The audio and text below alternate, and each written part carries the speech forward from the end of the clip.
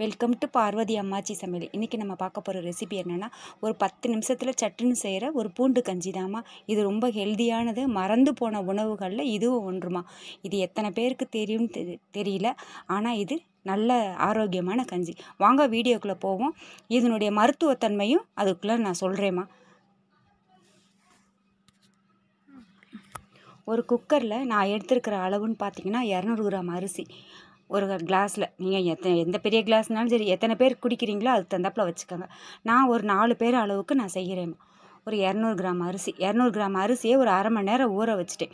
ஊற வச்சுட்டு அதுக்கு தகுந்தாப்பில் ஒரு 5 கிளாஸ் தண்ணி, ஒரு கிளாஸ்க்கு 2 கிளாஸ் தண்ணி சாதத்துக்கு வைப்போம். ஆனால் இது உங்களுக்கு ஒரு 5 கிளாஸ் வைக்கணும்.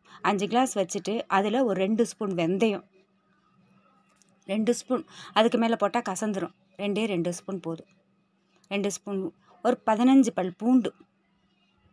சின்ன பல்லாக இருந்தால் 20 கூட போடலாம். இது கொஞ்சம் மீடியம் சைஸாக இருக்கிறதுனால ஒரு 15 பல் போட்டிருக்கேம்மா. போட்டுட்டு அரிசி ஊற வச்ச அரிசியை எடுத்து, ஒரு அரை மணி நேரம் ஊற வச்ச அரிசி அதையும் போட்டுருங்க. அதையும் போட்டுட்டு தேவையான அளவு உப்பு மட்டும் போட்டுக்கோங்க. உப்பு அதிகமாக போட்டுறாதீங்க, நல்லா இருக்காது, அப்புறம் கரிஞ்சு போன மாதிரி போயிடும். அதனால் தேவையான அளவு உப்பு மட்டும் போட்டு குக்கரில் ஒரு 5 விசில் 6 விசில் வைங்க. நல்லா அந்த கஞ்சி நல்லா மசிஞ்சு வரணும். பூண்டெல்லாம் நல்லா வெந்து நல்லா அதோடு சேர்ந்து நல்லா மசிஞ்சிடணும். அந்த அளவுக்கு 5 விசில். ஒவ்வொருடைய குக்கர்னுடைய தன்மை, ஒரு குக்கர் 3 விசில்லே உங்களுக்கு வெந்துடும். தேவையான அளவு உப்பு மட்டும் போட்டுக்கோங்க. போட்டு 5 விசில் 6 விசில் வச்சு எடுத்துருங்க. நான் சேர்த்துருக்கிறதுமா ஒரு புழுங்கல் அரிசிமா. உங்களுக்கு வேணும்னா நீங்கள் பச்சரிசியில் கூட போட்டுக்கலாம், எதுவுமே கெடுதல் கிடையாது. 2 அரிசியுமே சேர்த்துக்கலாம். இது ஹெல்தியான கஞ்சி. ஹெல்தியான கஞ்சின்றதை காட்டிலும் உங்களுக்கு செரிமான கோளாறுகளை நீக்கும். இதில் சேர்த்துருக்கிற பொருள்னு பார்த்திங்கன்னா வெந்தயம் உடல் குளிர்ச்சியை தரும். கர்ப்பிணி பெண்களுக்கு அவ்வளோ நல்லது. 7 மாதத்துலேருந்து அவங்களுக்கு வாரத்துக்கு 2 தடவை இதை கொடுத்துக்கிட்டே வந்தோம்னா உடம்பு வெயிட் இல்லாமல் தெரியும். உங்களுக்கு காலில் சேர்ந்துருக்கிற வீக்கங்கள்லாம் குறைஞ்சி போயிடும். நல்லா இருக்குமா உங்களுக்கு.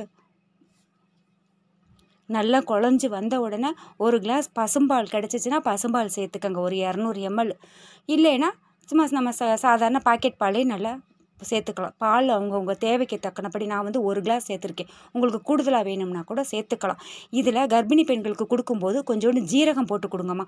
ஜீரகம் அவ்வளோ நல்லது, செரிமான கோளாறுகளை போக்கும். இந்த கஞ்சியை வாரத்துக்கு 2 முறை எல்லோரும் சேர்ந்து குடிங்க, ஆரோக்கியமாக இருங்க.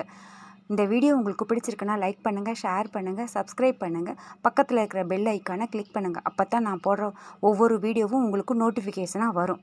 தேங்க்யூ.